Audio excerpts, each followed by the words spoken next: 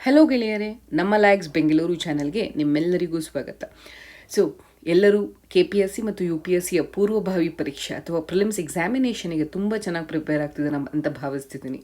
But ಎಲ್ಲರ ತಲೆಯಲ್ಲಿ ಒಂದು ಯಕ್ಷ ಪ್ರಶ್ನೆ ಏನಂತ ಹೇಳಿದ್ರೆ, ಈ ವರ್ಷ KPSCಯ ಪ್ರಿಲಿಮ್ಸ್ ಮತ್ತು UPSCಯ ಪ್ರಿಲಿಮ್ಸ್ ನಡೆಯುತ್ತಾ ಅಥವಾ ಕಾರಣಾಂತರಗಳಿಂದ ಅಥವಾ ಕೋವಿಡ್ನ ಕಾರಣದಿಂದಾಗಿ ಎಕ್ಸಾಮ್ಸ್ ಏನಾದರೂ ಪೋಸ್ಟ್ಪೋನ್ ಆಗ್ಬೋದಾ ಅಂತ ಹೇಳಿ.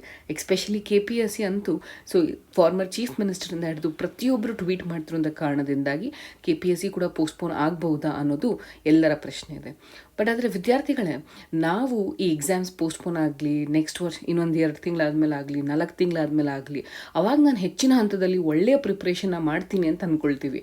ಬಟ್ ಆದರೆ ಎಕ್ಸಾಮ್ 2 ತಿಂಗಳು ಅಷ್ಟೇ ಅಲ್ಲ, 1 ವರ್ಷ 2 ವರ್ಷ ಪೋಸ್ಟ್ಪೋನ್ ಆದರೂ ಕೂಡ ನಮ್ಮ ಪ್ರಿಪರೇಷನ್ ಅದೇ ಹಂತದಲ್ಲಿರುತ್ತೆ. ಅದಕ್ಕೆ ನಾನು ಹೇಳ್ತಿರೋದು, ಯಾವುದು ನಮ್ಮ ಕೈಯಲ್ಲಿ ಕಂಟ್ರೋಲಿದೆ ಅದರ ಮೇಲೆ ಮಾತ್ರ ನಾವು ಫೋಕಸ್ ಮಾಡೋಣ. ಎಕ್ಸಾಮ್ಸ್ ನಡೆಯುತ್ತಾ, ಎಕ್ಸಾಮ್ ಪೋಸ್ಟ್ಪೋನ್ಸ್ ಆಗುತ್ತಾ, ಈ ವರ್ಷ ನಡೆಯುತ್ತಾ, ನೆಕ್ಸ್ಟ್ ವರ್ಷ ನಡೆಯುತ್ತಾ, ಇವೆಲ್ಲ ಗಾಸಿಪ್ಗಳಿಗೆ ನಮಗೆ ಟೈಮ್ ಇಲ್ಲ.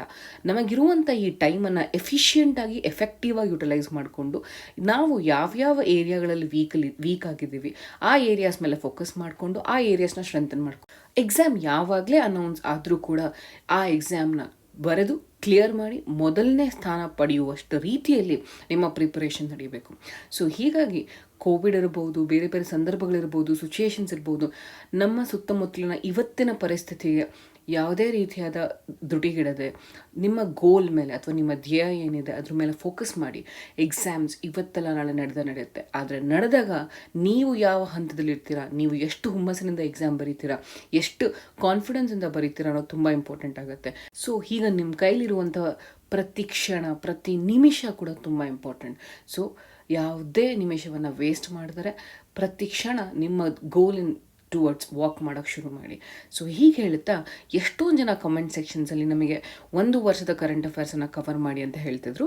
ಸೊ ಈ ನಿಟ್ಟಿನಲ್ಲಿ ನಾನು ಪಾಲಿಟಿ ಫ್ಯಾಕಲ್ಟಿ ಆಗಿರೋದ್ರ ಕಾರಣದಿಂದಾಗಿ ಪಾಲಿಟಿ ಸಬ್ಜೆಕ್ಟಿಂದ ಶುರು ಮಾಡಿ ನಂತರದ ಹಂತಗಳಲ್ಲಿ ಪ್ರತಿ ಸಬ್ಜೆಕ್ಟಿನ 1 ವರ್ಷದ ಕರೆಂಟ್ ಅಫೇರ್ಸನ್ನು ನಾವು ನಿಮಗೆ ಸಬ್ಜೆಕ್ಟ್ ವೈಸ್ ಅನಾಲಿಸಿಸ್ನಲ್ಲಿ ಮಾಡ್ಕೊಳ್ತೀವಿ. ಸೊ ಮೊದಲನೇದಾಗಿ ಪಾಲಿಟಿ ಕರೆಂಟ್ ಅಫೇರ್ಸ್ ವಿಡಿಯೋನ ನೋಡೋಣ. ಪಾಲಿಟಿಯ ಪ್ರಚಲಿತ ವಿದ್ಯಮಾನಗಳನ್ನು ನೋಡೋದಕ್ಕೆ ಮುಂಚೆ ಮೊದಲನೇದಾಗಿ ಪಾಲಿಟಿಯ ಸಬ್ಜೆಕ್ಟಿನ ಉಪಯೋಗವೇನು ಅಥವಾ ಪಾಲಿಟಿ ಸಬ್ಜೆಕ್ಟಿಂದ ಎಕ್ಸಾಮಿಗೆ ನಮಗೆ ಎಷ್ಟು ಇಂಪಾರ್ಟೆನ್ಸ್ ಇದೆ ಅಂತ ಹೇಳಿ ನೋಡೋಣ. ಸೊ ಯಾವಾಗಲೂ ಪ್ರತಿ ವರ್ಷ ಪ್ರಿಲಿಮ್ಸ್ನಲ್ಲಿ KPSC ಆಗಿರ್ಬೋದು ಅಥವಾ UPSC ಆಗಿರ್ಬೋದು ಸರಿಸುಮಾರು 14ರಿಂದ 15 ಕ್ವಶನ್ಸ್ MCQಗಳು ಪಾಲಿಟಿಯಿಂದ ಬರುತ್ತೆ. ಅಂದರೆ ನಿಮಗೆ ಆಲ್ಮೋಸ್ಟ್ 30 ಮಾರ್ಕ್ಸ್ ನೀವು ಪಾಲಿಟಿಯಿಂದ ಪಡ್ಕೊಳ್ಬೋದು. ಇದು ಫಿಕ್ಸ್ಡ್ ಇರುತ್ತೆ. ಅಂದರೆ ನೀವು ಯಾವುದೇ ಪ್ರಿವಿಯಸ್ ಇಯರ್ UPSC ಮತ್ತು KPSC ಕ್ವಶನ್ಸ್ಗಳನ್ನ ನೋಡ್ತಾರೆ, ಆನ್ ಆನ್ ಆ್ಯಾವ್ರೇಜ್ ನಿಮಗೆ ಪ್ರತಿ ವರ್ಷ 14ರಿಂದ 15 ಕ್ವಶನ್ಸ್ ಬರುತ್ತೆ. ಸೊ ಇದು ನಿಮಗೆ ಒಂದು ಅಡ್ವಾಂಟೇಜ್ ಆಗುತ್ತೆ. ಸೊ ಪಾಲಿಟಿ ಮೇಲೆ ಫೋಕಸ್ ಮಾಡಿದ್ರೆ ಪಕ್ಕ ನೀವು ಈ 14ರಿಂದ 15 ಕ್ವಶನ್ಸ್ಗಳನ್ನು ಆನ್ಸರ್ ಮಾಡ್ಬೋದು. ಎರಡನೇ ಅಡ್ವಾಂಟೇಜ್ ಏನು ಪಾಲಿಟಿಯಿಂದ ಅಂತ ಹೇಳಿದ್ರೆ, ಸಿಲೆಬಸ್ನ ಹೊರಗಡೆ ಯಾವುದೇ ರೀತಿಯಾದ ಕ್ವಶನ್ಸ್ ಬರೋದಿಲ್ಲ. ಸೊ ಸಿಲೆಬಸ್ ಸ್ಪೆಸಿಫಿಕ್ ಆಗಿ ಪಾಲಿಟಿಯ ಸಿಲೆಬಸ್ ಓರಿಯೆಂಟೇಷನಲ್ಲೇ ಕ್ವಶನ್ಸ್ಗಳು ಬರುತ್ತೆ. ಸೊ ಮೂರನೇದಾಗಿ ಅಡ್ವಾಂಟೇಜ್ ಏನು ಅಂತ ಹೇಳಿದ್ರೆ, ಸೋರ್ಸ್. ಬೇರೆ ಬೇರೆ ಸಬ್ಜೆಕ್ಟ್ಸ್ಗಳಿಗೆ ಕಂಪೇರ್ ಮಾಡಿದ್ರೆ ಪಾಲಿಟಿಗಿರೋ ದೊಡ್ಡ ಅಡ್ವಾಂಟೇಜ್ ಏನಂತ ಹೇಳಿದ್ರೆ, ಪಾಲಿಟಿಗೆ ಬರುವಂಥ ಎಲ್ಲ ಸಿಲೆಬಸ್ನ ವಸ್ತುಗಳು ಅಥವಾ ವಿಷಯಗಳು ನಿಮಗೆ ಲಕ್ಷ್ಮೀಕಾಂತ್ ಟೆಕ್ಸ್ಟ್ ಬುಕ್ನಲ್ಲೇ ಸಿಕ್ಬಿಡತ್ತೆ. ಸೊ ಹೀಗಾಗಿ ನೀವು ಬೇರೆ ಬೇರೆ ಟೆಕ್ಸ್ಟ್ ಬುಕ್ಗಳನ್ನು ಓದುವಂಥ ಅವಶ್ಯಕತೆ ಇಲ್ಲ. ಲಕ್ಷ್ಮೀಕಾಂತ್ನ ಪ್ರಾಪರಾಗಿ ರಿವಿಷನ್ ಮಾಡಿದರೆ ಸಾಕು, ನೀವು ಇದರಿಂದ ಬರುವಂಥ ಎಲ್ಲ ಪ್ರಶ್ನೆಗಳನ್ನು ಆನ್ಸರ್ ಮಾಡ್ಬೋದು. ಮುಂದುವರಿದು ಪ್ರತಿಯೊಂದು ಸಬ್ಜೆಕ್ಟ್ಗೂ ತನ್ನದೇ ಆದ ಒಂದು ಪ್ಯಾಟ್ರನ್ ಅಂತ ಇರುತ್ತೆ. ಅಂದರೆ ಪ್ರತಿ ಸಬ್ಜೆಕ್ಟು ಯಾವ ರೀತಿ ಓದಿದ್ರೆ ಅದರಿಂದ ನೀವು ಹೆಚ್ಚಿನ ಅಂಕಗಳನ್ನು ಪಡ್ಕೊಳ್ಬೋದು ಅಂತ ಹೇಳಿ. ಫಾರ್ ಎಕ್ಸಾಂಪಲ್ ಪಾಲಿಟಿ ಹೇಳಬೇಕಂತ ಹೇಳಿದ್ರೆ ಹೆಚ್ಚಿನ ಕ್ವಶನ್ಸ್ಗಳು ನಾನು ಹೇಳಿರೋದ ರೀತಿಯಲ್ಲಿ ಸಿಲೆಬಸ್ನಿಂದಾನೇ ಬರುತ್ತೆ. ಆದರೆ UPSCಯಲ್ಲಿ ಕೆಲವೊಂದು ಟ್ವಿಸ್ಟ್ಗಳನ್ನು ಮಾಡ್ತಾರೆ. ಅಂದರೆ ಪಾಲಿಟಿನಲ್ಲಿ ಕಂಪ್ಯಾರಿಟಿವ್ ಕ್ವಶನ್ಸ್ ಜಾಸ್ತಿ ಬರುತ್ತೆ. ಅಂದರೆ ಪ್ರೆಸಿಡೆಂಟಿನ ಪಾರ್ಡನಿಂಗ್ ಪವರ್ ಅಥವಾ ಕ್ಷಮಾದಾನ ಅಧಿಕಾರಕ್ಕೂ ಮತ್ತು ಗವರ್ನರ್ಗೆ ಕ್ಷಮಾದಾನ ಅಧಿಕಾರಕ್ಕೂ ಇರುವಂಥ ಕಂಪ್ಯಾರಿಸನ್ಸ್ಗಳನ್ನು ಹೇಳಿ, ಈ ರೀತಿ ಒಂದೇ ಕ್ವಶನಲ್ಲಿ ಕಂಪ್ಯಾರಿಸನ್ ಮುಖಾಂತರ ಪ್ರಶ್ನೆಗಳು ಜಾಸ್ತಿ ಬರುವಂಥ ಸಾಧ್ಯತೆ ಇರುತ್ತೆ. ಸೊ ಅದಕ್ಕೋಸ್ಕರ ಕಂಪೇರಿಟಿವ್ ಪರ್ಸ್ಪೆಕ್ಟಿವ್ನಲ್ಲಿ ಕ್ವಶನ್ಸ್ ಜಾಸ್ತಿ ಬರುತ್ತೆ ಮತ್ತು ಇರುವಂಥ ವಿಷಯಗಳನ್ನೇ ಜಾಸ್ತಿ ಟ್ವಿಸ್ಟ್ಗಳನ್ನು ಮಾಡ್ತಾರೆ. ಸೊ ಈ ನಿಟ್ಟಿನಲ್ಲಿ ನಾನು ಏನು ಹೇಳ್ತೀನಿ, ಪಾಲಿಟಿ ಲಕ್ಷ್ಮೀಕಾಂತನ ನೀವು ಓದಬೇಕಂತ ಹೇಳಿದ್ರೆ ಯಾವುದೇ ಕಾರಣಕ್ಕೂ ಪೇಜ್ ನಂಬರ್ 1 ಪೇಜ್ ನಂಬರ್ 100ವರೆಗೂ ಅಥವಾ 1000ವರೆಗೂ ಸೇಮ್ ರೀತಿಯಲ್ಲಿ ಓದೋದು ಅಲ್ಲ. ಸೊ ಪಾಲಿಟಿಯಲ್ಲಿ ಹೈಯೆಸ್ಟ್ ನಂಬರ್ ಆಫ್ ಕ್ವಶನ್ಸ್ ಬರುವಂಥ ಹೈ ಈಲ್ಡಿಂಗ್ ಏರಿಯಾಸ್ ಯಾವುದು ಅಂತ ನಾವು ಮೊದಲನೇದಾಗಿ ಐಡೆಂಟಿಫೈ ಮಾಡ್ಕೊಳ್ಬೇಕು. ಯಾವುದು ನಮಗೆ ಪಾಲಿಟಿಯಲ್ಲಿ ಹೈ ಈಲ್ಡಿಂಗ್ ಏರಿಯಾಸ್ ನಿಮಗೆ ತುಂಬ ಚೆನ್ನಾಗಿ ಗೊತ್ತಿದೆ. ತುಂಬ ಹೈ ಈಲ್ಡಿಂಗ್ ಏರಿಯಾಸ್ ಯಾವ್ದು ಕರಿತೀವಿ? ಮೊದಲನೇದಾಗಿ ಮೂಲಭೂತ ಹಕ್ಕುಗಳು ಅಥವಾ ಫಂಡಮೆಂಟಲ್ ರೈಟ್ಸ್ ನಂತರ ನಿಮಗೆ ರಾಜ್ಯ ನಿರ್ದೇಶನ ತತ್ವಗಳು ಅಥವಾ TPSP ಇಂಪಾರ್ಟೆಂಟ್ ಆಗುತ್ತೆ. ಅದರ ಜೊತೆಗೆ ಫಂಡಮೆಂಟಲ್ ಡ್ಯೂಟೀಸ್ ಕೂಡ ಬರುತ್ತೆ. ಸೊ ಮೊದಲನೇದಾಗಿ ನೀವು ಯಾವಾಗಲೂ ಓದಬೇಕಂದ್ರೆ ಫಂಡಮೆಂಟಲ್ ರೈಟ್ಸ್, DPSP ಮತ್ತು ಫಂಡಮೆಂಟಲ್ ಡ್ಯೂಟೀಸ್ನ ಒಟ್ಟಿಗೆ ಓದಿ. ಯಾಕಂದರೆ ನೀವು ಪ್ರಿಲಿಮ್ಸ್ನಲ್ಲಿ ಪ್ರಶ್ನೆಗಳನ್ನು ನೋಡ್ಬೋದು. ಕೆಲವೊಂದ್ಸಲ ಈ ಕೆಳಗಿನವುಗಳಲ್ಲಿ ಯಾವುದು ಫಂಡಮೆಂಟಲ್ ರೈಟ್ಸ್ ಅಂತ ಐಡೆಂಟಿಫೈ ಮಾಡಿ ಅಂತ ಕೇಳ್ತಾರೆ, ಅಥವಾ DPSPಗಳನ್ನು ಫಂಡಮೆಂಟಲ್ ರೈಟ್ಸ್ ಮಿಕ್ಸ್ ಮಾಡಿ ಐಡೆಂಟಿಫೈ ದ ಫಾಲೋಯಿಂಗ್ ಸ್ಟೇಟ್ಮೆಂಟ್ಸ್ ಅಂತ ಕೇಳ್ಬೋದು. ಸೊ ಹೀಗಾಗಿ ಇದು ಹೆಚ್ಚಿನ ಪ್ರಾಮುಖ್ಯತೆ ಕೊಡುವಂಥ ವಿಷಯ. ನಂತರದಲ್ಲಿ ನಿಮಗೆ ತುಂಬ ಇಂಪಾರ್ಟೆಂಟ್ ಆಗೋದು ಯಾವುದಂದರೆ ಪಾರ್ಲಿಮೆಂಟ್ ಮತ್ತು ಸ್ಟೇಟ್ ಲೆಜಿಸ್ಲೇಚರ್.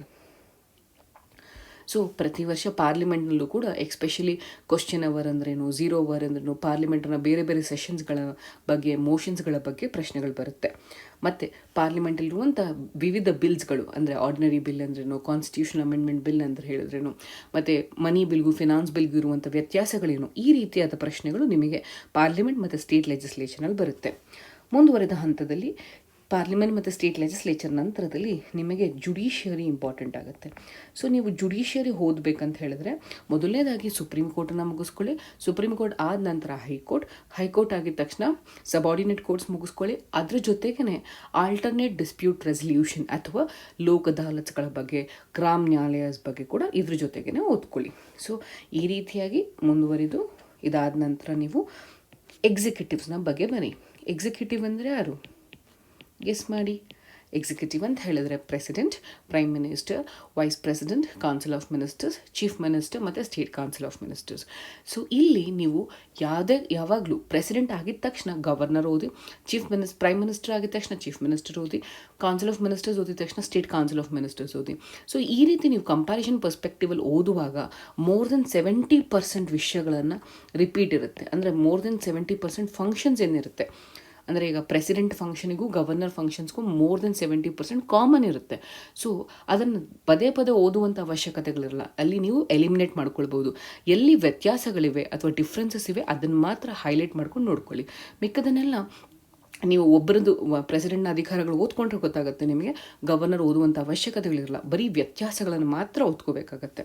ಸೊ ಮುಂದುವರಿದು ಎಕ್ಸಿಕ್ಯೂಟಿವ್ ಆದ ನಂತರ ನೀವು ಫೋಕಸ್ ಮಾಡಬೇಕಾಗಿರೋದು ಕಾನ್ಸ್ಟಿಟ್ಯೂಷನಲ್ ಮತ್ತು ನಾನ್ ಕಾನ್ಸ್ಟಿಟ್ಯೂಷನಲ್ ಬಾಡೀಸ್ನ ಬಗ್ಗೆ.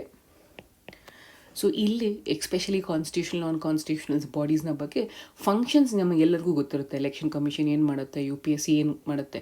ಸೊ ಫಂಕ್ಷನ್ಸಲ್ಲಿ ನಮ್ಗೆ ಕನ್ಫ್ಯೂಷನ್ ಆಗಲ್ಲ. ಬಟ್ ಆದರೆ ಸ್ಟ್ರಕ್ಚರ್ ಅಂತ ಏನು ಕರಿತೀವಿ ಅಥವಾ ಯಾವ ರೀತಿ ಮೆಂಬರ್ಸ್ಗಳನ್ನು ಅಪಾಯಿಂಟ್ ಮಾಡ್ತೀವಿ, ಅವ್ರ ಟೆನ್ಯೂರ್ ಏನು, ಈ ಪ್ರಶ್ನೆಗಳು ನಮಗೆ ತುಂಬ ಕನ್ಫ್ಯೂಷನ್ಸ್ ಆಗೋ ಚಾನ್ಸಸ್ ಇರುತ್ತೆ. ಸೊ ಅದಕ್ಕೋಸ್ಕರ ಒಂದು ಚಾರ್ಟನ್ನ ಮಾಡ್ಕೊಳ್ಳಿ. ಕಾನ್ಸ್ಟಿಟ್ಯೂಷನಲ್ ಬಾಡೀಸ್ ಮತ್ತು ನಾನ್ ಕಾನ್ಸ್ಟಿಟ್ಯೂಷನಲ್ ಬಾಡೀಸ್ ಸಂಬಂಧಪಟ್ಟಂಥ ಚಾರ್ಟ್ಗಳನ್ನು ಮಾಡಿಕೊಂಡು ಅದರ ನೋಟ್ಸ್ ಮೇಂಟೈನ್ ಮಾಡ್ಕೊಳ್ಳಿ.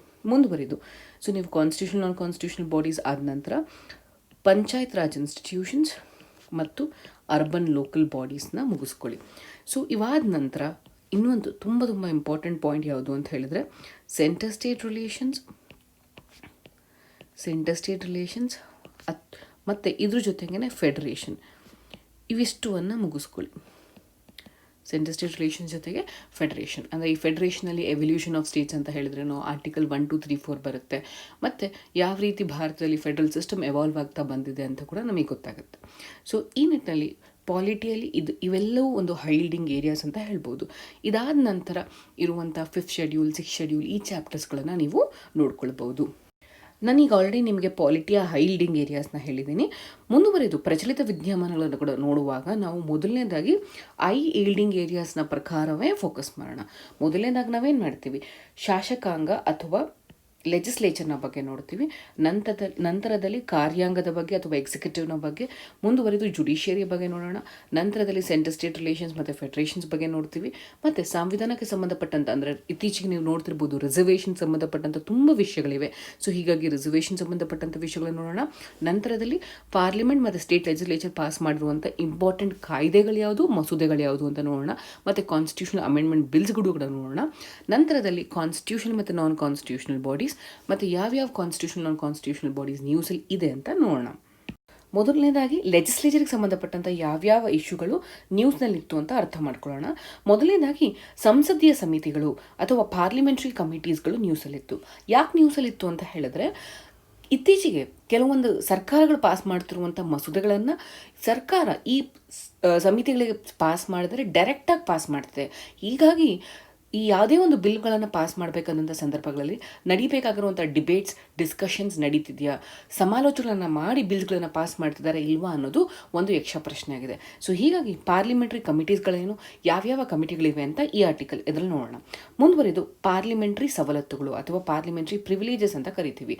ಅಂದರೆ ಇತ್ತೀಚೆಗೆ ರಫೇಲ್ ಡೀಲ್ಗೆ ಸಂಬಂಧಪಟ್ಟಂತೆ ಒಂದು ಪ್ರಿವಿಲೇಜ್ ಮೋಷನನ್ನು ಮೂವ್ ಮಾಡಲಾಗಿತ್ತು. ಸೊ ಈ ನಿಟ್ಟಿನಲ್ಲಿ ಪಾರ್ಲಿಮೆಂಟ್ರಿ ಪ್ರಿವಿಲೇಜ್ಗಳ ಬಗ್ಗೆ ನೋಡೋಣ. ಮುಂದುವರೆದು ಪಕ್ಷಾಂತರ ನಿಷೇಧ ಕಾಯ್ದೆ ಅಥವಾ ಆಂಟಿ ಡಿಫೆಕ್ಷನ್ ಲಾ ಅಂತ ಕೂಡ ಕರಿತೀವಿ. ನೀವು ನೋಡಿರ್ಬೋದು, ಕರ್ನಾಟಕದಲ್ಲಿ ನಡೆದಂತಹ MLAಗಳ ರಾಜೀನಾಮೆ ಕೊಡುವಂಥದ್ದು, ಸ್ಪೀಕರ್ನ ಒತ್ತಾಯಿಸುವಂಥದ್ದು, ಅಥವಾ ಹೈಕೋರ್ಟಿಗೆ ಹೋಗಿ ಸುಪ್ರೀಂ ಕೋರ್ಟಿಗೆ ಹೋಗಿ ತಮ್ಮ ರಾಜೀನಾಮೆಗಳನ್ನು ಅಂಗೀಕರಿಸುವಂತೆ ರಿಕ್ವೆಸ್ಟ್ ಕೂಡ ಮಾಡಲಾಗಿತ್ತು. ಸೊ ಈ ನಿಟ್ಟಿನಲ್ಲಿ ಆಂಟಿ ಡಿಫೆಕ್ಷನ್ ಲಾ ಅಂದ್ರೆ ಏನು, ಮತ್ತು ಯಾವ ರೀತಿ ಹಾರ್ಸ್ ಟ್ರೇಡಿಂಗ್ ನಡೆಯುತ್ತೆ, ಇವೆಲ್ಲದರ ಬಗ್ಗೆ ಡಿಸ್ಕಸ್ ಮಾಡೋಣ. ಸೊ ಮುಂದುವರೆದು ಆಂಧ್ರ ಪ್ರದೇಶದಲ್ಲಿ ಲೆಜಿಸ್ಲೇಟಿವ್ ಕೌನ್ಸಿಲ್ನ ಅಬಾಲಿಷ್ ಮಾಡಿದ್ರು. ಸೊ ಹೀಗಾಗಿ ಯಾವ ರೀತಿ ಲೆಜಿಸ್ಲೇಟಿವ್ ಕೌನ್ಸಿಲ್ಗಳನ್ನು ಜಾರಿಗೆ ತರ್ತಾರೆ, ಯಾವ ರೀತಿ ಅಬಾಲಿಷ್ ಮಾಡ್ಬೋದು, ಅದರ ಪ್ರೊಸೀಜರ್ ಏನು ಅಂತ ನೋಡ್ಕೊಳ್ಳೋಣ. ಮುಂದುವರೆದು ಕ್ಯಾಬಿನೆಟ್ ಕಮಿಟೀಸ್ಗಳ ಬಗ್ಗೆ. ಇತ್ತೀಚೆಗೆ 2 ಕ್ಯಾಬಿನೆಟ್ ಕಮಿಟಿಗಳನ್ನು ಹೊಸದಾಗಿ ಆ್ಯಡ್ ಮಾಡಿದ್ದಾರೆ. ಹೀಗಾಗಿ ನೀವು cabinet committee on investment and growth ಮತ್ತು cabinet committee on employment and skill generation, ಇವೆರಡು ಹೊಸ ಕಮಿಟಿಗಳ ಫಂಕ್ಷನ್ಸ್ನ ಜೊತೆಗೆ ಈಗ ಆಲ್ರೆಡಿ ಇರುವಂತಹ ಸಂಸತ್ತಿನ ಸಚಿವಾಲಯದ ಕಮಿಟಿಗಳೇನಿದೆ, ಸಮಿತಿಗಳೇನಿವೆ, ಅದರ ಬಗ್ಗೆ, ಅದರ ಫಂಕ್ಷನ್ಸ್ ಏನು, ಯಾವ ರೀತಿ ಜಾರಿಗೆ ಬರುತ್ತೆ, ಇವೆಲ್ಲದರ ಬಗ್ಗೆ ತಿಳ್ಕೊಳ್ಳೋಣ. ಮುಂದುವರೆದು ಮಸೂದೆಗಳ ಬಗ್ಗೆ ಬಂದಾಗ, ಸೊ ಲ್ಯಾಪ್ಸಿಂಗ್ ಆಫ್ ದ ಬಿಲ್. ಕೆಲವೊಂದ್ಸಲ ಏನಾಗುತ್ತೆ ಅಂತ ಹೇಳಿದ್ರೆ ಬಿಲ್ಸ್ಗಳ ಲ್ಯಾಪ್ಸ್ ಆಗುತ್ತೆ. ಬಿಲ್ಸ್ಗಳ ಲ್ಯಾಪ್ಸ್ ಆಗೋದ್ರಿಂದ ಲೋಕಸಭಾ ಡಿಸಾಲ್ವ್ ಆದಾಗ ಅಥವಾ ವಜಾಗೊಂಡಾಗ ಬಿಲ್ಸ್ಗಳ ಲ್ಯಾಪ್ಸ್ ಆಗುತ್ತೆ. ಬಿಲ್ಸ್ ಲ್ಯಾಪ್ಸ್ ಆದಾಗ ಆ ಬಿಲ್ಗಳನ್ನು ಪಾಸ್ ಮಾಡೋಕ್ಕೆ ತುಂಬ ಸಮಯ ಹಿಡಿದಿರುತ್ತೆ, ಅಥವಾ ಅಲ್ಲಿವರೆಗೂ ಡಿಸ್ಕಷನ್ ಸ್ಟೇಜ್ಗಳಲ್ಲಿ ತುಂಬ ಸಮಯವನ್ನು ಇನ್ವೆಸ್ಟ್ ಮಾಡಿರ್ತಾರೆ. ಸೊ ಈ ನಿಟ್ಟಿನಲ್ಲಿ ಬಿಲ್ ಲ್ಯಾಪ್ಸ್ ಆಗೋದ್ರಿಂದ ವೈಸ್ ಪ್ರೆಸಿಡೆಂಟ್ ಆಫ್ ಇಂಡಿಯಾ ಏನು ಹೇಳ್ತಾರೆ ಅಂದರೆ, ಹೆಚ್ಚಿನ ಲೋಕಸಭಾದ ಟೈಮ್ ವೇಸ್ಟ್ ಆದಂಗಲ್ವಾ, ಸೊ ನಾವು ಬಿಲ್ಗಳನ್ನು ಲ್ಯಾಪ್ಸ್ ಮಾಡಬೇಕಾ ಅನ್ನೋ ಒಂದು ಪ್ರಶ್ನೆಯನ್ನು ಇತ್ತೀಚೆಗೆ ವೈಸ್ ಪ್ರೆಸಿಡೆಂಟ್ ಹಾಕಿದ್ರು. ಸೊ ಇದ್ರ ಬಗ್ಗೆ ಕೂಡ ನೋಡೋಣ. ನಂತರದಲ್ಲಿ ಪ್ರೈವೇಟ್ ಮೆಂಬರ್ಸ್ ಬಿಲ್. ಸೊ ಈ ಪ್ರೈವೇಟ್ ಮೆಂಬರ್ಸ್ ಬಿಲ್ ಬಗ್ಗೆ ರಾಜ್ಯಸಭೆಯಲ್ಲಿ ಚರ್ಚೆ ನಡೆದಿತ್ತು, ಹೀಗಾಗಿ ಇದು ಕೂಡ ಇಂಪಾರ್ಟೆಂಟ್. ಮುಂದುವರೆದು ಆಫೀಸ್ ಆಫ್ ಪ್ರಾಫಿಟ್. ಇದು ಕಳೆದ ಸುಮಾರು 2-3 ವರ್ಷಗಳಿಂದ, ಎಸ್ಪೆಷಲಿ ಡೆಲ್ಲಿ ಪಾರ್ಲಿಮೆಂಟ್ರಿ ಸೆಕ್ರೆಟರೀಸ್ ವಿಷಯಗಳು ಬಂದಾಗಿಂದ ಆಫೀಸ್ ಆಫ್ ಪ್ರಾಫಿಟ್ ಅನ್ನುವಂಥ ಪದ ತುಂಬ ಜಾರಿಯಲ್ಲಿದೆ ಮತ್ತು ತುಂಬ ಬಳಕೆಯಲ್ಲಿದೆ. ಸೊ ಹೀಗಾಗಿ ಆಫೀಸ್ ಆಫ್ ಪ್ರಾಫಿಟ್ ಅಂದ್ರೇನು, ಕಾನ್ಸ್ಟಿಟ್ಯೂಷನಲ್ ಇದ್ರ ಬಗ್ಗೆ ಮೆನ್ಷನ್ ಆಗಿದೆಯಾ, ಆಫೀಸ್ ಆಫ್ ಪ್ರಾಫಿಟ್ನ ಪ್ರಾವಿಷನ್ಸ್ಗಳೇನು, ಮತ್ತು ಸುಪ್ರೀಂ ಕೋರ್ಟ್ ಬೇರೆ ಬೇರೆ ಜಡ್ಜ್ಮೆಂಟ್ಸ್ಗಳೇನು ಕೊಟ್ಟಿದೆ ಅಂತ, ಇವೆಲ್ಲದರ ಡೀಟೇಲ್ಸ್ಗಳನ್ನ ನೋಡೋಣ. ಮೊದಲನೇದಾಗಿ ಪಾರ್ಲಿಮೆಂಟ್ರಿ ಕಮಿಟೀಸ್ ಯಾಕೆ ನ್ಯೂಸಲ್ಲಿದೆ, ವೈ ಇನ್ ನ್ಯೂಸ್ ಅಂತ ಕೇಳಿದ್ರೆ, ನಾನು ಆಲ್ರೆಡಿ ಹೇಳಿದ್ದೀನಿ, ಕೆಲವೊಂದು ಬಿಲ್ಸ್ಗಳು ಇಂಟ್ರಡ್ಯೂಸ್ ಆದ ನಂತರ ಅದನ್ನು ಕೆಲವೊಂದು ಕಮಿಟಿಗಳಿಗೆ ಅಥವಾ ಸಮಿತಿಗಳಿಗೆ ಕಳಿಸ್ತಾರೆ. ಯಾಕೆ ಸಮಿತಿಗಳಿಗೆ ಕಳಿಸ್ತಾರೆ ಅಂತ ಹೇಳಿದ್ರೆ, ಸುದೀರ್ಘವಾದ ಚರ್ಚೆ ನಡೆಯಬೇಕು. ಅಂದರೆ ಅದರ ಬಗ್ಗೆ, ಅದಕ್ಕೆ ಸಂಬಂಧಪಟ್ಟಂಥ ಡೀಟೇಲ್ಡ್ ಸ್ಕ್ರೂಟನಿ ನಡೆಯಬೇಕು. ಯಾವ ರೀತಿ ಬಿಲ್ಸ್ಗಳನ್ನು ಪಾಸ್ ಮಾಡಬೇಕು, ಯಾವ ಕ್ಲಾಸ್ಗಳು ಅನುಕೂಲವಾಗಿದೆ, ಯಾವ ಕ್ಲಾಸ್ಗಳನ್ನು ರಿಮೂವ್ ಮಾಡಬೇಕು ಅನ್ನೋದರ ನಿಟ್ಟಿನಲ್ಲಿ. ನಂತರದಲ್ಲಿ ಸೊ ಆ ಬಿಲ್ಲನ್ನು ಯಾವುದೇ ರೀತಿಯಾದ ಬಯಾಸ್ ಇಲ್ದರೆ ನಾನ್ ಪಾರ್ಟಿಷನ್ ಬೇಸಿಸ್ ಮೇಲೆ ಆ ಬಿಲ್ಸ್ಗಳನ್ನು ಸ್ಕ್ರೂಟನೈಸ್ ಮಾಡಬೇಕು. ಸೊ ಹೀಗಾಗಿ ಆ ಬಿಲ್ಸ್ಗಳನ್ನು ಕಮಿಟೀಸ್ ಕಳಿಸ್ತಾರೆ. ಅಷ್ಟೇ ಅಲ್ಲದೆ ಕೆಲವೊಂದ್ಸಲ ಅಪೋಸಿಷನ್ ಪಾರ್ಟಿ ಲೀಡರ್ಸ್ ಅಥವಾ ಮೆಂಬರ್ಸ್ಗಳು ಕೂಡ ಈ ಸಮಿತಿಯ ಸದಸ್ಯರಾಗಿದ್ದು, ಸೊ ಅವರು ಅಕೌಂಟಬಿಲಿಟಿ, ಗೌರ್ಮೆಂಟಿನ ಉತ್ತರದಾಯಕತ್ವಗಳನ್ನು ಪ್ರಮೋಟ್ ಮಾಡ್ತಾರೆ. ಸೊ ಹೀಗಾಗಿ ನಮಗೆ ಯಾವುದೇ ಒಂದು ಬಿಲ್ಸ್ಗಳನ್ನು ಪಾಸ್ ಆಗೋದಕ್ಕೆ ಮುಂಚೆ ಅದನ್ನು ಕಮಿಟೀಸ್ಗಳನ್ನು ಕಳಿಸಿದಾಗ ಆ ಬಿಲ್ಲಿನ ಡೀಟೇಲ್ ಸ್ಕ್ರೂಟಿನಿ ಆಗುತ್ತೆ ಅನ್ನೋದು ಒಂದು ಉದ್ದೇಶ ಇದೆ. ಯಾಕೆ, ನಿಮಗೆ ಆಲ್ರೆಡಿ ಗೊತ್ತಿದೆ, ಪಾರ್ಲಿಮೆಂಟ್ ಒಂದು ದೊಡ್ಡ ಬಾಡಿ ಆಗಿದ್ದು ಅಥವಾ ವೈಡರ್ ಬಾಡಿ ಆಗಿದ್ದು, ಅದು ಎಲ್ಲ ಬಿಲ್ಸ್ಗಳನ್ನು ಕ್ಲಾಸ್ ಬೈ ಕ್ಲಾಸ್ ಸೂಕ್ಷ್ಮವಾಗಿ ಪರಿಗಣಿಸಲು ಸಾಧ್ಯವಿಲ್ಲ. ಸೊ ಈ ನಿಟ್ಟಿನಲ್ಲಿ ಕಮಿಟೀಸ್ ಕಳಿಸೋದ್ರಿಂದ ಎಕ್ಸ್ಪರ್ಟ್ ಸ್ಕ್ರೂಟಿನಿ ಆಗುತ್ತೆ ಅನ್ನೋದು ಒಂದು ಅಭಿಪ್ರಾಯ. ಆದರೆ ಇತ್ತೀಚಿನ ದಿನಗಳಲ್ಲಿ ಪಾರ್ಲಿಮೆಂಟ್ ಪಾಸ್ ಮಾಡ್ತಿರುವಂಥ ಬಿಲ್ಸ್ಗಳನ್ನು ಯಾವುದೇ ಕಮಿಟಿಗೆ ಕಳಿಸ್ತಾರೆ, ಡೈರೆಕ್ಟಾಗಿ ಪಾಸ್ ಮಾಡ್ತಿದ್ದಾರೆ. ಸೊ ಇದರಿಂದ ಇಲ್ಲಿ ಆಗ್ತಿರುವಂಥ ಡೀಟೇಲ್ಸ್ ಸ್ಕ್ರೂಟಿನಿಗಳು ಮಿಸ್ ಆಗ್ತಿದೆ, ಲೆಜಿಸ್ಲೇಟಿವ್ ಪ್ರೊಸೀಜರ್ ಕರೆಕ್ಟಾಗಿ ಫಾಲೋ ಆಗ್ತಿಲ್ಲ ಅಂತ ಹೇಳಿ ಇತ್ತೀಚಿನ ಒಪಿನಿಯನ್. ಸೊ ಈ ನಿಟ್ಟಿನಲ್ಲಿ ನಾವು ಪಾರ್ಲಿಮೆಂಟ್ರಿ ಕಮಿಟೀಸ್ನ ಬ್ಯಾಕ್ಗ್ರೌಂಡನ್ನು ನೋಡೋಣ. ಪಾರ್ಲಿಮೆಂಟ್ರಿ ಕಮಿಟೀಸ್ನಲ್ಲಿ ಮೊದಲನೇದಾಗಿ 2 ವಿಧ ಅಂತ ಹೇಳ್ಬೋದು. ಒಂದು ಸ್ಟ್ಯಾಂಡಿಂಗ್ ಕಮಿಟಿ ಅಂತ ಕರಿತೀವಿ. ಸ್ಟ್ಯಾಂಡಿಂಗ್ ಕಮಿಟಿ ಅಂತ ಹೇಳಿದ್ರೆ ಅದು ಪರ್ಮನೆಂಟ್ ಆಗಿರುವಂಥ ಒಂದು ಸಮಿತಿಗಳು. ಮತ್ತು ಇನ್ನೊಂದು ಯಾವುದು ಅಂತ ಹೇಳಿದ್ರೆ ಅಡ್ಹಾಕ್ ಕಮಿಟಿ ಅಂತ ಕರಿತೀವಿ. ಅಂದರೆ ಯಾವುದೇ ಒಂದು ಕೆಲಸಗಳು ಟೆಂಪರವರಿ ಪ್ರಾವಿಷನ್ಸ್ಗೋಸ್ಕರ ಸೆಟಪ್ ಮಾಡುವಂಥದ್ದನ್ನು ಅಡಾಕ್ ಕಮಿಟೀಸ್ ಅಂತ ಕರಿತೀವಿ. ಆ ಸಮಿತಿಯನ್ನು ಆ ಕಾರ್ಯಕ್ಕೋಸ್ಕರ ರಚನೆ ಮಾಡಿರ್ತಾರೆ. ಆ ಕೆಲಸ ಮುಗಿದ ತಕ್ಷಣ ಆ ಸಮಿತಿಯನ್ನು ವಿಸರ್ಜನೆಗೊಳಿಸ್ತಾರೆ. ಅದನ್ನು ಅಡಾಕ್ ಕಮಿಟಿ ಅಂತ ಕರಿತೀವಿ. ಸೊ ನಮ್ಮ ಪಾರ್ಲಿಮೆಂಟ್ರಿ ಕಮಿಟಿಗಳಲ್ಲಿ ಅತಿ ಪ್ರಮುಖ ಅಥವಾ ಇಂಪಾರ್ಟೆಂಟ್ ಯಾವುದು ನಮಗೆ ಅಂತ ಹೇಳಿದ್ರೆ ಫಿನಾನ್ಷಿಯಲ್ ಕಮಿಟೀಸ್. ಇದು ಎಕ್ಸ್ಪೆಷಲಿ UPSC ಮತ್ತು KPSC ಪ್ರಿಲಿಮ್ಸ್ನಲ್ಲಿ ಅತಿ ಹೆಚ್ಚಿನ ಬಾರಿಗೆ ಕೇಳಿರುವಂಥ ಪ್ರಶ್ನೆ ಫಿನಾನ್ಸ್ ಕಮಿಟೀಸ್ ಬಗ್ಗೆ. ಫೈನಾನ್ಸ್ ಕಮಿಟೀಸ್ನಲ್ಲಿ ಪ್ರಮುಖವಾಗಿ ನೀವು ನೋಡಬೇಕಾಗಿರೋದು public accounts committee, estimates committee ಮತ್ತು committee on public sector undertakings. So ಇವೆಲ್ಲದರ ಸ್ಟ್ರಕ್ಚರ್ ಮತ್ತು ಫಂಕ್ಷನ್ಸ್ ತುಂಬ ತುಂಬ ತುಂಬ ಇಂಪಾರ್ಟೆಂಟ್.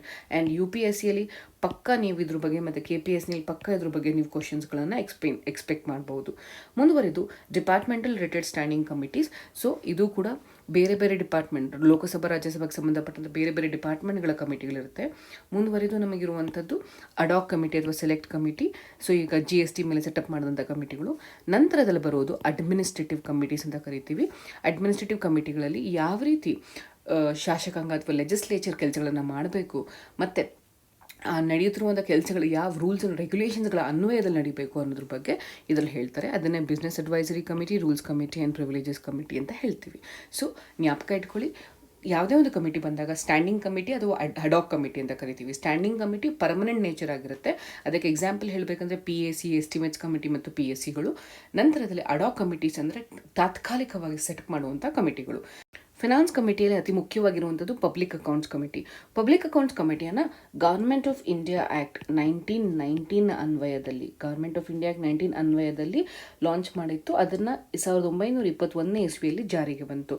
ಸೊ ಇದು ಜ್ಞಾಪಕ ಇಟ್ಕೊಳ್ಳಿ, ಭಾರತ ಅಥವಾ ಪ್ರೀ ಕಾನ್ಸ್ಟಿಟ್ಯೂಷನ್ ಅಥವಾ ಸಂವಿಧಾನ ಬರೋದಕ್ಕೆ ಮುಂಚೆನೇ ಈ ಕಮಿಟಿ ಒಂದು ಎಸ್ಟಾಬ್ಲಿಷ್ ಆಗಿತ್ತು. ಸೊ ಈ ಕಮಿಟಿಯಲ್ಲಿ ಸದಸ್ಯರು ಬಂದು 22 ಜನ ಸದಸ್ಯರಿರ್ತಾರೆ. 22 ಜನದಲ್ಲಿ 15 ಜನ ಲೋಕಸಭಾದಿಂದ ಹಿಡಿದ್ರೆ ಇನ್ನು 7 ಜನ ರಾಜ್ಯಸಭಾ ಸದಸ್ಯರು ಇರ್ತಾರೆ. ಯಾವುದೇ ಕಾರಣಕ್ಕೂ ಈ ಎಲ್ಲ ಪಾರ್ಲಿಮೆಂಟ್ರಿ ಕಮಿಟಿಗಳು ಅಂದರೆ ಪ್ಯಾಕ್ ಆಗಿರ್ಬೋದು, ಎಸ್ಟಿಮೇಟ್ಸ್ ಕಮಿಟಿ ಆಗಿರ್ಬೋದು ಅಥವಾ ಪಬ್ಲಿಕ್ ಸೆಕ್ಟರ್ ಅಂಡರ್ಟೇಕಿಂಗ್ ಕಮಿಟಿ ಆಗಿರ್ಬೋದು, ಯಾವುದೇ ಕಾರಣಕ್ಕೂ ಮಿನಿಸ್ಟರ್ಗಳು ಇದರಲ್ಲಿ ಪಾರ್ಟಿಸಿಪೇಟ್ ಮಾಡೋ ಹಾಗಿಲ್ಲ. ಯಾಕೆ ಮಿನಿಸ್ಟರ್ಗಳು ಪಾರ್ಟಿಸಿಪೇಟ್ ಮಾಡೋಕ್ಕಾಗೋದಿಲ್ಲ ಅಂತ ಹೇಳಿದ್ರೆ, ನಿಮಗೆ ಗೊತ್ತಿದೆ ಪಾರ್ಲಿಮೆಂಟ್ ಎಕ್ಸಿಕ್ಯೂಟಿವ್ನ ಕಂಟ್ರೋಲ್ ಮಾಡಬೇಕು. ಸೊ ಪಾರ್ಲಿಮೆಂಟ್ ಎಕ್ಸಿಕ್ಯೂಟಿವ್ನ ಕಂಟ್ರೋಲ್ ಮಾಡಬೇಕು. ಎಕ್ಸಿಕ್ಯೂಟಿವ್ನ ಯಾವ ರೀತಿ ಕಂಟ್ರೋಲ್ ಮಾಡುತ್ತೆ ಪಾರ್ಲಿಮೆಂಟ್ ಅಂತ ಹೇಳಿದ್ರೆ, ಇದು ಈ ಕಮಿಟಿಗಳ ಮುಖಾಂತರ ಕಂಟ್ರೋಲ್ ಮಾಡುತ್ತೆ.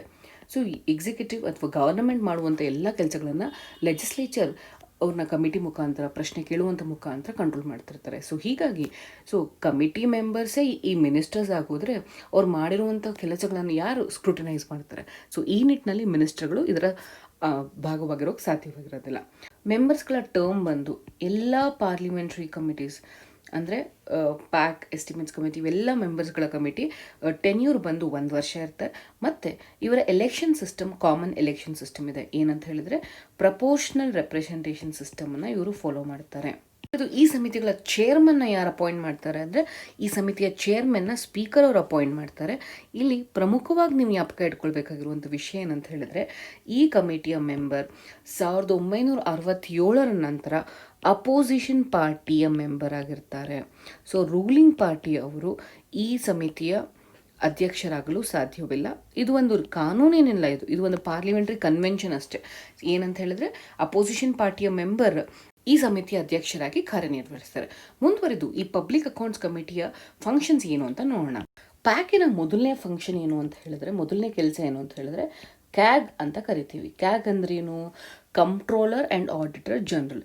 ಪ್ರತಿ ವರ್ಷ ಕಂಟ್ರೋಲರ್ ಮತ್ತು ಆಡಿಟರ್ ಜನರಲ್ ಅವರು ಸರ್ಕಾರದ ಅಕೌಂಟ್ಸ್ಗಳನ್ನು ಆಡಿಟ್ ಮಾಡಿ ಅಂದರೆ ಲೆಕ್ಕ ಪರಿಶೋಧನೆಯನ್ನು ಮಾಡಿ 3 ರಿಪೋರ್ಟನ್ನು ಕೊಡುತ್ತೆ. ಕ್ಯಾಗ್ ಕೊಡುವಂಥ 3 ರಿಪೋರ್ಟ್ ಯಾವುದು ಜ್ಞಾಪಕ ಇಟ್ಕೊಳ್ಳಿ. ಒಂದ್ಸಲ KPSC ಪ್ರಿಲಿಮ್ಸ್ನಲ್ಲಿ ಪ್ರಶ್ನೆ ಆಲ್ರೆಡಿ ಕೇಳಿದ್ದಾರೆ. ಕ್ಯಾಗ್ ಕೊಡುವಂಥ ಮೊದಲನೇ ರಿಪೋರ್ಟ್ ಬಂದು ಆಡಿಟ್ ರಿಪೋರ್ಟ್ ಆನ್ ಅಪ್ರಾಪ್ರಿಯೇಷನ್ ಅಂತ ಕರಿತೀವಿ. ಈ ರಿಪೋರ್ಟ್ನಲ್ಲಿ ಸರ್ಕಾರ ಆ್ಯಕ್ಚುಲ್ ಆಗಿ ನಿಮಗೆ ಸ್ಯಾಂಕ್ಷನ್ ಮಾಡಿರುವಂಥ ಅಮೌಂಟ್ ಎಷ್ಟು ಮತ್ತು ನಾವು ಮಾಡಿರುವಂಥ ಎಕ್ಸ್ಪೆಂಡಿಚರ್ ಎಷ್ಟು ಅನ್ನೋದ್ರ ಬಗ್ಗೆ ಕಂಪ್ಯಾರಿಷನ್ ಮಾಡ್ತಾರೆ. ಜ್ಞಾಪಕ ಇಟ್ಕೊಳ್ಳಿ, ಸರ್ಕಾರ ಕೊಟ್ಟಿರುವಂಥ ಅಮೌಂಟ್ ಎಷ್ಟು, ನಾವು ಮಾಡಿರುವಂಥ ಎಕ್ಸ್ಪೆಂಡಿಚರ್ ಎಷ್ಟು, ಇದನ್ನು ಕಂಪ್ಯಾರಿಷನ್ ಮಾಡ್ತೀವಿ. ಅದು ಅಪ್ರಾಪ್ರಿಯೇಷನ್ ಅಕೌಂಟ್ ಅಂತ ಕರಿತೀವಿ. ನಂತರದಲ್ಲಿ ಆಡಿಟ್ ರಿಪೋರ್ಟ್ ಆನ್ ಫೈನಾನ್ಸ್ ಅಂತ ಕರಿತೀವಿ. ಅಂದರೆ ಇಲ್ಲಿ ಬಂದಿರುವಂಥ ಆಯ ಎಷ್ಟು, ವ್ಯಯ ಎಷ್ಟು ಅಂತ ನೋಡ್ತೀವಿ. ಆಯ ವ್ಯಯಗಳ ಪತ್ರ ಇದು. ನಂತರದಲ್ಲಿ audit report on PSU. So pack audit report on PSU ಬಗ್ಗೆ ಗಮನವನ್ನು ಕೊಡೋದಿಲ್ಲ, ಇದರ ಆಡಿಟ್ನ ಮಾಡಲ್ಲ. ಪ್ಯಾಕ್ ಏನಿದ್ರು ಅಪ್ರೋಪ್ರಿಯೇಷನ್ ಅಕೌಂಟ್ ಮತ್ತು ಫಿನಾನ್ಸ್ ರಿಪೋರ್ಟನ್ನು ಮಾತ್ರ ಕನ್ಸಿಡರ್ ಮಾಡುತ್ತೆ. ಮುಂದುವರೆದು ಪ್ಯಾಕಿನ ಇನ್ನೊಂದು ಪ್ರಶ್ನೆ ಏನಂತ ಹೇಳಿದ್ರೆ, ಇದು ಆಡಿಟ್ ಮಾಡುವಾಗ ಖರ್ಚು ಮಾಡಿರುವಂಥ ಅಮೌಂಟ್ ಅಥವಾ ವ್ಯಯ ಮಾಡಿರುವಂಥ ಅಮೌಂಟ್ ಸೊ ಲೀಗಲಿ ಆ ಒಂದು ಪರ್ಪಸ್ಸಿಗೋಸ್ಕರ ಸರ್ಕಾರ ಕೊಟ್ಟಿತ್ತ, ಆ ಸರ್ವೀಸಿಗೆ ಕೊಟ್ಟಿತ್ತ ಅಂತ ಚೆಕ್ ಮಾಡುತ್ತೆ. ಮತ್ತು ಯಾವ ಅಥಾರಿಟಿ ಅದನ್ನು ಖರ್ಚು ಮಾಡಿದೆ, ಆ ಅಥಾರಿಟಿ ಇದೆಯಾ ಇಲ್ವಾ ಆ ಅಥಾರಿಟಿಗೆ ಅಂತ ಚೆಕ್ ಮಾಡುತ್ತೆ. ನಂತರದಲ್ಲಿ ಅಕಸ್ಮಾತ್ ಒಂದು ಹೆಡ್ಡಿಂದ ಮತ್ತೊಂದು ಹೆಡ್ಡಿಗೆ ಟ್ರಾನ್ಸ್ಫರ್ ಮಾಡ್ಕೊಂಡಿದ್ರೆ ಅಮೌಂಟನ್ನ ರೀಅಪ್ರೋಪ್ರಿಯೇಷನ್ ಅಂತ ಕರಿತೀವಿ. ಅಂತ ಹೇಳಿದ್ರೆ ಸೊ ಎಜುಕೇಷನ್ ಸೆಕ್ಟರ್ ಇರುತ್ತೆ, ಪ್ರೈಮರಿ ಎಜುಕೇಷನಿಂದ ಸೆಕೆಂಡರಿ ಎಜುಕೇಷನ್ ಸೆಕ್ಟರ್ಗೆ ಹಣವನ್ನು ಟ್ರಾನ್ಸ್ಫರ್ ಮಾಡ್ಕೊಳ್ತಾರೆ ಅನ್ಕೊಳ್ಳಿ, ಅದನ್ನು ನಾವು ರೀಅಪ್ರೋಪ್ರಿಯೇಷನ್ ಅಂತ ಕರಿತೀವಿ. ಈ ರೀತಿ ರೀಅಪ್ರೋಪ್ರಿಯೇಷನ್ ಮಾಡಿದಾಗ ಅದು ಪ್ರೊಸೀಜರ್ನ ಪ್ರಕಾರ ಆಗಿದೆಯಾ ಇಲ್ವಾ ಅಂತ ಕೂಡ ಚೆಕ್ ಮಾಡುತ್ತೆ. ನಂತರದಲ್ಲಿ ಬೇರೆ ಬೇರೆ ಸ್ಟೇಟ್ ಕಾರ್ಪೊರೇಷನ್ಸ್ ಆಗಿರ್ಬೋದು, ಟ್ರೇಡಿಂಗ್ ಕನ್ಸರ್ನ್ಸ್ ಆಗಿರ್ಬೋದು, ಮ್ಯಾನುಫ್ಯಾಕ್ಚರಿಂಗ್ ಪ್ರಾಜೆಕ್ಟ್ಸ್ ಆಗಿರ್ಬೋದು, ಅಥವಾ ಆಟೋನಮಸ್ ಮತ್ತು ಸೆಮಿ ಆಟೋನಮಸ್ ಬಾಡೀಸ್, ಇವೆಲ್ಲವ ರಿಪೋರ್ಟ್ಗಳನ್ನು ಇವರು ಆಡಿಟ್ ಮಾಡ್ತಾರೆ. ಅಪೋಸಿಷನ್ ಪಾರ್ಟಿ ಲೀಡರ್ ಅಧ್ಯಕ್ಷತೆ ವಹಿಸಿರುವಂತಹ ಪ್ಯಾಕ್ ಕಮಿಟಿಯ ರಿಪೋರ್ಟಿಂದಾನೇ ನೀವು ನೋಡಿರ್ಬೋದು, ನಮ್ಮ ದೇಶದಲ್ಲಿ ಏನು ಕೆಲವೊಂದು ಸ್ಕ್ಯಾಮ್ಗಳು ಅಥವಾ ಕೋಲ್ಗೇಟ್ ಸ್ಕ್ಯಾಮ್ ಆಗಿರ್ಬೋದು, 2G ಸ್ಪೆಕ್ಟ್ರಮ್ ಹಗರಣಗಳಾಗಿರ್ಬೋದು, ಈ ಹಗರಣಗಳೆಲ್ಲ ಬೆಳಕಿಗೆ ಬಂದದ್ದೇ ಈ ಪ್ಯಾಕ್ ಕಮಿಟಿ ಮಾಡಿದಂಥ ಆಡಿಟ್ ರಿಪೋರ್ಟ್ನ ವರದಿಯಿಂದಾಗಿ. ಸೊ ಹೀಗಾಗಿ ಪ್ಯಾಕ್ ತುಂಬ ಎಫೆಕ್ಟಿವ್ ಟೂಲ್ ಆಗಿ ಫಂಕ್ಷನ್ ಆಗ್ತದೆ ಅಂತ ನಾವು ಹೇಳ್ಬೋದು. ಆದರೆ ಇದರ ಅತಿ ಮುಖ್ಯವಾದ ನೆಗೆಟಿವ್ ಪಾಯಿಂಟ್ಸ್ ಏನು ಅಥವಾ ಡಿಸಡ್ವಾಂಟೇಜಸ್ ಏನು ಅಂತ ಹೇಳಿದ್ರೆ, ಪ್ಯಾಕ್ ಯಾವಾಗಲೂ ಪೋಸ್ಟ್ ಮಾರ್ಟಮ್ ಎಕ್ಸಸೈಸ್ ಅಂತ ಕರಿತೀವಿ. ಯಾಕಂತ ಹೇಳಿದ್ರೆ ಅಲ್ಲಿ ಹಗರಣ ಆಗೋಗಿರುತ್ತೆ, 2G ಸ್ಪೆಕ್ಟ್ರಮ್ ಸ್ಕ್ಯಾಮ್ ಆಗೋಯಿತು, ಸ್ಕ್ಯಾಮ್ ಆದ ನಂತರ ಇವರು ಸ್ಕ್ರೂಟನಿ ಮಾಡ್ತಿದ್ದಾರೆ. ಸೊ ಯಾವುದೇ ರೀತಿಯಾಗಿ ಹಗರಣಗಳು ನಡೆಯೋದಕ್ಕೆ ಮುಂಚೆ ಪ್ರಿವೆನ್ಷನ್ ಮೆಥಡಾಲಜಿ ಏನು ಫಾಲೋ ಮಾಡ್ತಿಲ್ಲ ಅನ್ನೋದ್ರ ಬಗ್ಗೆ ಎಲ್ಲ ಕಮಿಟಿಗಳ ಒಂದು ನೆಗೆಟಿವ್ ಇದು ಏನಂದರೆ ಪೋಸ್ಟ್ ಮಾರ್ಟಮ್ ಎಕ್ಸಸೈಸ್. ಮತ್ತು ಇವರು ಕೆಲವೊಂದನ್ನು ಐಡೆಂಟಿಫೈ ಮಾಡಿದ್ರು ಕೂಡ ಇವರು ರಿಪೋರ್ಟ್ಗಳನ್ನು ಪಾರ್ಲಿಮೆಂಟಿಗೆ ಸಬ್ಮಿಟ್ ಮಾಡ್ಬೋದೇ ಹೊರತು ಇವರೊಂದು ಅಡ್ವೈಸರಿ ಕಮಿಟಿ ಅಷ್ಟೇ, ಯಾವುದೇ ರೀತಿಯಾದ ಏನು ಪನಿಷ್ಮೆಂಟ್ ಕೊಡುವಂಥ ಅಥಾರಿಟಿ ಇವರಿಗಿಲ್ಲ. ಎಸ್ಟಿಮೇಟ್ಸ್ ಕಮಿಟಿ, ಈ ಒಂದು ಕಮಿಟಿಯ ರಚನೆ ಕೂಡ ಗವರ್ಮೆಂಟ್ ಆಫ್ ಇಂಡಿಯಾ ಆ್ಯಕ್ಟ್ 1919 ಅನ್ವಯದಲ್ಲಿ ಜಾರಿಗೆ ಬಂತು. ನಂತರ 1921ನಲ್ಲಿ ಇದರ ರಚನೆ ಆಯಿತು. ಬಟ್ ಅಲ್ಲಿ ಒಂದು ಜ್ಞಾಪಕ ಇಟ್ಕೋಬೇಕಾಗಿರೋದು ಏನಂತ ಹೇಳಿದ್ರೆ, ಸಂವಿಧಾನದ ನಂತರದಲ್ಲಿ ಜಾನ್ ಮಥಾಯ್ ಕಮಿಟಿ ರೆಕಮೆಂಡೇಶನ್ ನಂತರದಲ್ಲಿ ಇದು ಮತ್ತೆ ಪುನರಾರಂಭ ಆಯಿತು. ಜಾನ್ ಮಥಾಯ್ ಇವರು ನಮ್ಮ ಮೊದಲನೇ ಫೈನಾನ್ಸ್ ಮಿನಿಸ್ಟರ್ ಆಗಿದ್ದರು. ಸೊ ಇವರ ರೆಕಮೆಂಡೇಶನ್ ಮೇಲೆ ಮತ್ತೊಮ್ಮೆ ಇದು ಜಾರಿಗೆ ಬಂತು ಸ್ವತಂತ್ರ ಬಂದ ನಂತರದಲ್ಲಿ.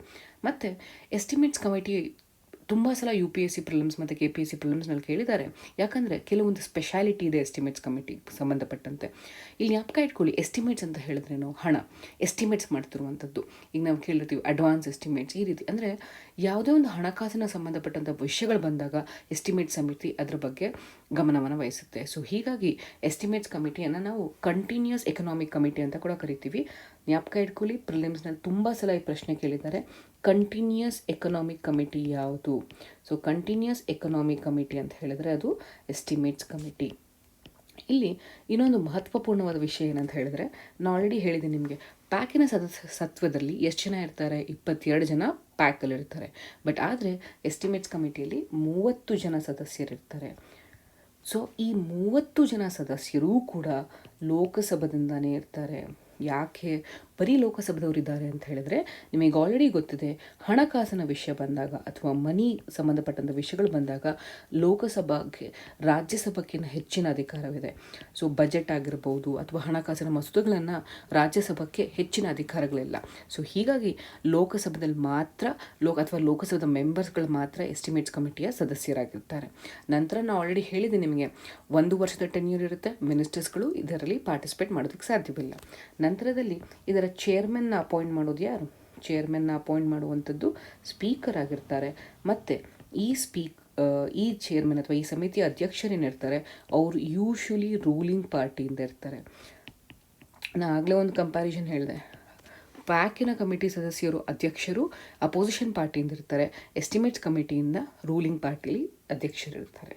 ಇದನ್ನು ನೀವು ಜ್ಞಾಪಕ ಇಟ್ಕೊಳ್ಳಿ. ನಂತರ ಎಸ್ಟಿಮೇಟ್ಸ್ ಕಮಿಟಿಯ ಫಂಕ್ಷನ್ಸ್ ವಿಷಯಕ್ಕೆ ಬಂದಾಗ, ಸೊ ನಾನು ಆಲ್ರೆಡಿ ಹೇಳಿದ್ದೀನಿ, ಅದನ್ನು ಕಂಟಿನ್ಯೂಸ್ ಎಕನಾಮಿಕ್ ಕಮಿಟಿ ಅಂತ ಹೇಳ್ತೀವಿ.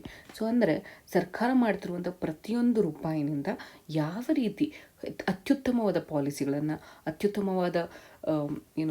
ಪಾಲಿಸಿಗಳನ್ನು ಇಂಪ್ಲಿಮೆಂಟೇಷನ್ ಮಾಡಬಹುದು ಅನ್ನೋದ್ರ ಬಗ್ಗೆ ಹೇಳುತ್ತೆ. ಅಂದರೆ ಎಕನಾಮಿ ಎಫಿಷಿಯನ್ಸಿ ಮತ್ತು ಎಫೆಕ್ಟಿವ್ನೆಸ್ನ ಯಾವ ರೀತಿ ಇಂಪ್ರೂವ್ ಮಾಡ್ಬೋದು ಅಂತ ಹೇಳುತ್ತೆ. ಅಂದರೆ 3 E's ಆಫ್ ಎಕಾನಮಿ ಬಗ್ಗೆ ಹೇಳುತ್ತೆ.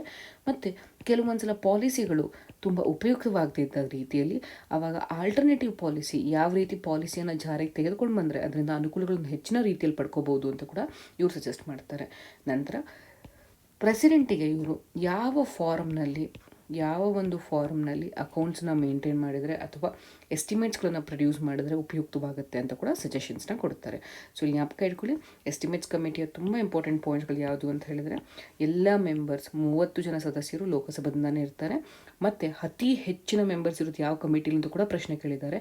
30 ಮೆಂಬರ್ಸ್ ಇರೋದು ಅತಿ ಹೆಚ್ಚಿನ ಕಮಿಟಿ ಎಸ್ಟಿಮೇಟ್ಸ್ ಕಮಿಟಿ. ಮತ್ತು ಇದರ ಚೇರ್ಮನ್ನ ಸ್ಪೀಕರ್ ಅಪಾಯಿಂಟ್ ಮಾಡಿದರೆ ಅವರು ರೂಲಿಂಗ್ ಪಾರ್ಟಿಯಿಂದ ಇರ್ತಾರೆ.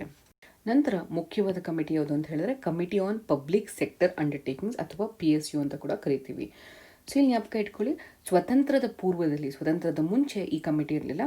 1964ರಲ್ಲಿ ಕೃಷ್ಣ ಮೆನನ್ ಕಮಿಟಿ ರೆಕಮೆಂಡೇಶನ್, ತುಂಬ ಇಂಪಾರ್ಟೆಂಟು, ಒಂದ್ಸಲ ಪ್ರಿಲಿಮ್ಸ್ನಲ್ಲಿ ಕೂಡ ಕೇಳಿದ್ದಾರೆ ಆಲ್ರೆಡಿ.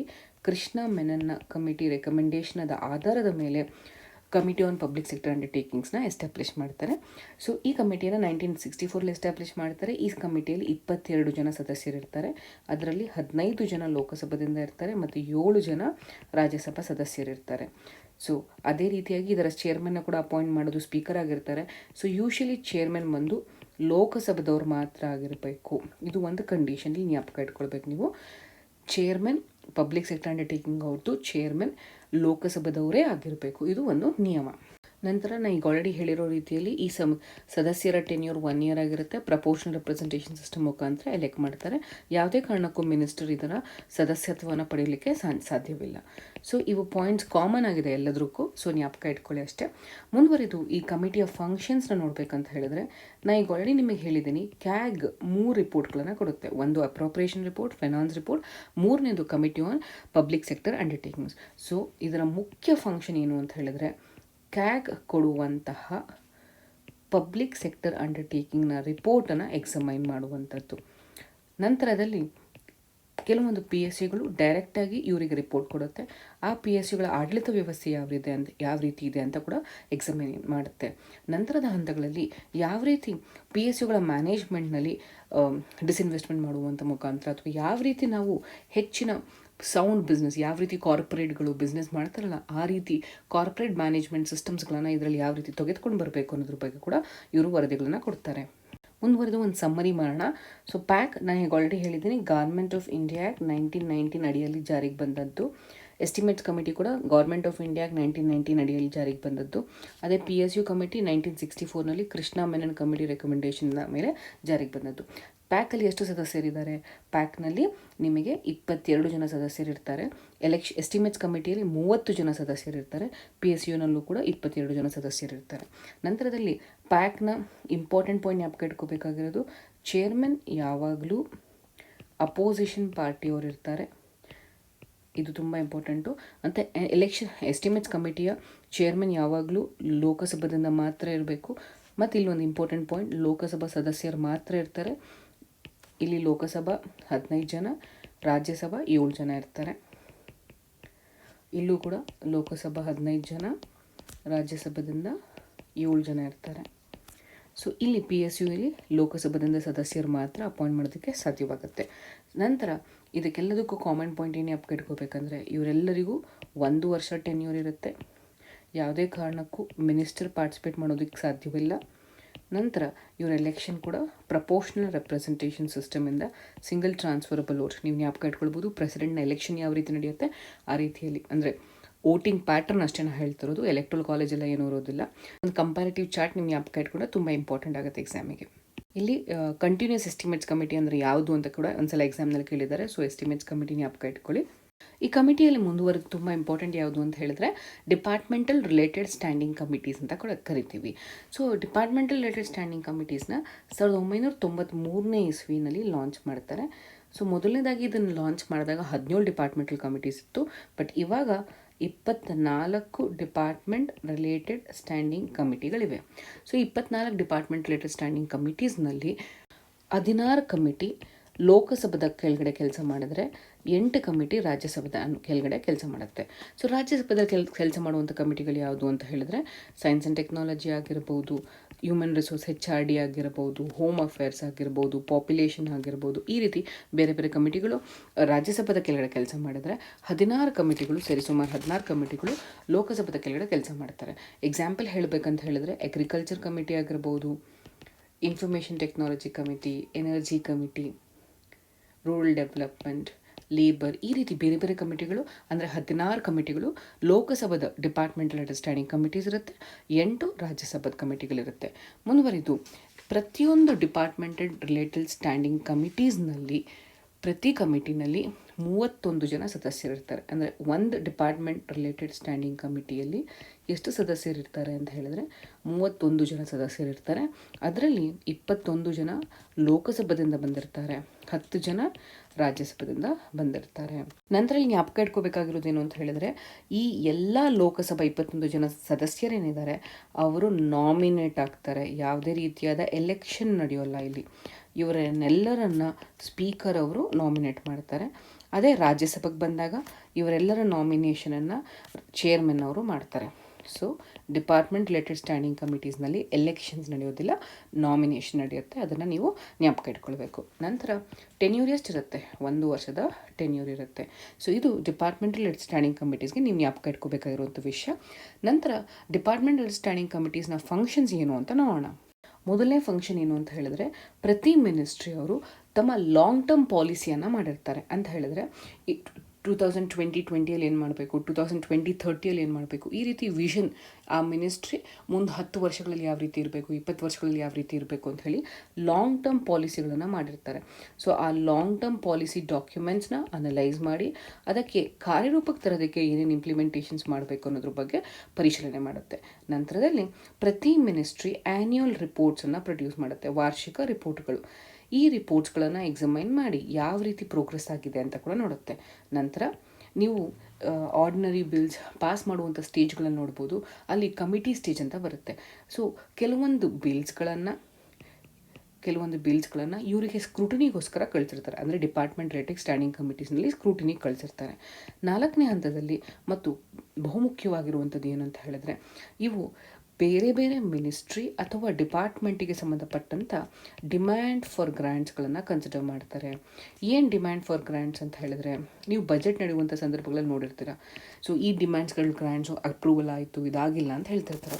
ಡಿಮ್ಯಾಂಡ್ ಫಾರ್ ಗ್ರ್ಯಾಂಟ್ಸ್ ಅಂತ ಹೇಳಿದ್ರೆ ಪ್ರತಿಯೊಂದು ಮಿನಿಸ್ಟ್ರಿ ತನ್ನ ವಾರ್ಷಿಕ ವೆಚ್ಚ ಎಷ್ಟಿದೆ ಅಂತ ಹೇಳಿ ಕೇಳುತ್ತೆ. ಪ್ರತಿಯೊಂದು ಮಿನಿಸ್ಟ್ರಿ ತನ್ನ ವಾರ್ಷಿಕ ಆ್ಯನ್ಯುವಲ್ ಎಕ್ಸ್ಪೆಂಡಿಚರ್ ಏನಿರುತ್ತೆ ಅದನ್ನು ನನಗೆ ಇಷ್ಟು ಅಮೌಂಟ್ ಈ ವರ್ಷಕ್ಕೆ ಎಕ್ಸ್ಪೆಂಡಿಚರ್ ಆಗುತ್ತೆ, ಇದನ್ನು ಕೊಡಿ ಅಂತ ಕೇಳೋದನ್ನೇ ಡಿಮ್ಯಾಂಡ್ ಫಾರ್ ಗ್ರ್ಯಾಂಟ್ಸ್ ಅಂತ ಕರಿತೀವಿ. ಈ ಡಿಮ್ಯಾಂಡನ್ನು ಮಾಡ್ತಾರೆ ಗ್ರ್ಯಾಂಟ್ಸಿಗೋಸ್ಕರ ಯಾರು? ಮಿನಿಸ್ಟ್ರಿಯವರು. ಸೊ ಈ ಗ್ರ್ಯಾಂಟ್ಸನ್ನು ಎಲ್ಲರ ಪರವಾಗಿ ಫಿನಾನ್ಸ್ ಮಿನಿಸ್ಟರ್ ಕನ್ಸಾಲಿಡೇಟ್ ಮಾಡಿರ್ತಾರೆ. ಫಿನಾನ್ಸ್ ಮಿನಿಸ್ಟರ್ ಇದನ್ನು ಪಾರ್ಲಿಮೆಂಟಲ್ಲಿ ಪ್ರೆಸೆಂಟ್ ಮಾಡ್ತಾರೆ. ಪಾರ್ಲಿಮೆಂಟಲ್ಲಿ ಅವ್ರು ಪ್ರೆಸೆಂಟ್ ಮಾಡಿದ ಮೇಲೆ ಪಾರ್ಲಿಮೆಂಟ್ ಅಪ್ರೂವ್ ಮಾಡಿದ ತಕ್ಷಣ ಎಲ್ಲ ಅಮೌಂಟ್ ಫಿನಾನ್ಸ್ ಮಿನಿಸ್ಟ್ರಿಗೆ ಹೋಗುತ್ತೆ.